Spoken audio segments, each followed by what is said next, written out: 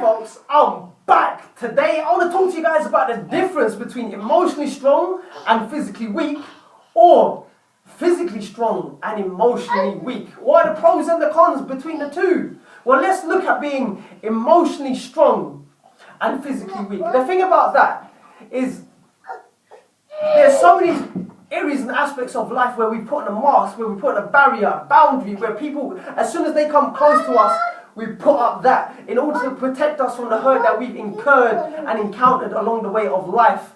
Whether it be from previous experiences or present experiences, there's always some kind of barrier that we put up where we've allowed people to come into our lives up to a certain point, and then boom, a barrier is presented, a mask is presented, so we don't get hurt further. And we do that on all different types and levels and aspects of life, whether we be in whatever type of relationship with that other person. We all do that. But let me tell you something. There's the good points and the bad points about that. Because on a deeper level, we may not be able to connect with that person.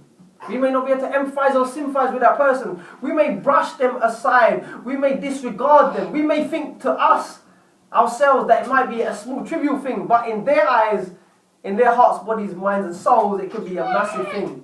And we're unable to understand them more better. We're unable to connect with them more better and relate with them more better. Because of the fact that on the outset, it may come across that we're cold because of the response that we've given them. We brushed it aside. Come on, don't worry about that. Move on. But to them, it could be a big issue. And are you able to identify that? It's like living in an own bubble, your own bubble that's not been burst. And that bubble represents your barrier, your boundary you've built up, that foundation where no one can get into. On the outset, you may be strong, but deep inside, you need to be weak so you can connect with that person. And that is based upon trust. That is based upon also your encounters in life that you've had in your upbringing. What was it like? Did you get rejected when you were at your weakest and you needed help and you confided in someone and that person wasn't able to comfort you? Whether it be your mother or your father that you've looked for help. Because it always starts from the grassroots when you're young. And you will end up becoming cold along the way without even realizing it. You'll put on more barriers. Especially if a person who is your dearest one has not been able to comfort you throughout life. When you were weak, when you were dependent on them, how are you going to be able to trust people? That is the thing that I want to bring to your attention, people. Sometimes it's not good to be emotionally strong. You need to pick your battles, you need to pick your moments. And the only way to do that is to be mindful about how you come across to people. It's about trying to adopt new habits for yourself to better your communication, your connection with that other person, to understand them better, to sympathize and empathize. Sometimes you need to be physically strong and also emotionally strong in order to get the task done. I'll give you an example. A grave digger, someone who works at the graveyard, they may start off emotionally weak. They see a dead body. They're scared by it, but come time and time again, after digging up bodies, burying them bodies, seeing a dead person and then putting it into the grave, you get desensitized. You have to, in order to get the job done. You can't always be an emotional wreck. If you're an emotional wreck, you're not able to get the job done. So sometimes it requires you to to just cut off, to stay professional at that moment when it's needed. And then once you're out of that zone, don't carry that mentality in other areas and aspects of your life. Don't let it filter through. And you have to be mindful about this. This is what I was trying to say about picking your battles, your moments.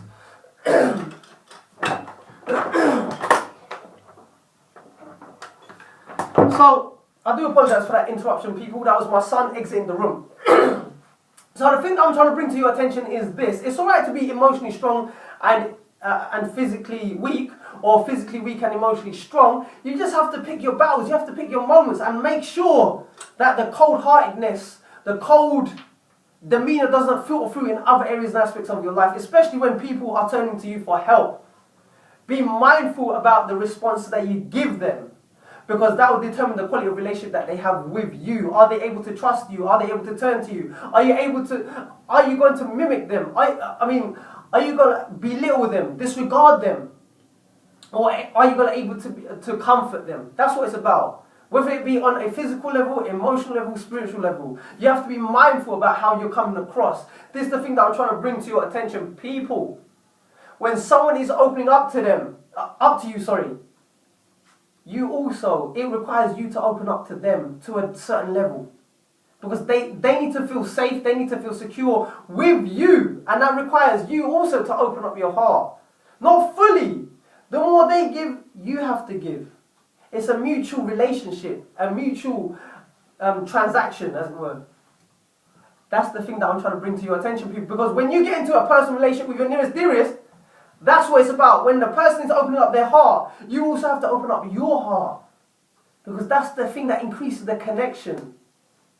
When a person cries, you don't necessarily have to cry, but you have to be able to share their emotion at that time. You know, you have to be able to uplift them. If they're feeling sad, you have to be able to uplift them. If they're feeling, it doesn't mean say when they're sad, you're sad. No. When they're sad, you're hopeful. When they're happy, you're happy. This is the thing that I'm trying to articulate here. I hope you guys get the gist and the jest. Sorry, I do apologize for that. My throat's a bit dry at the moment. That's the thing I'm trying to bring to your attention, people. So bear that in mind.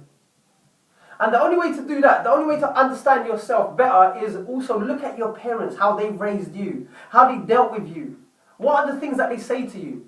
How do they respond to you? Because 9 out of 10 times, you're likely to respond to the same person at different levels as your parents did to you.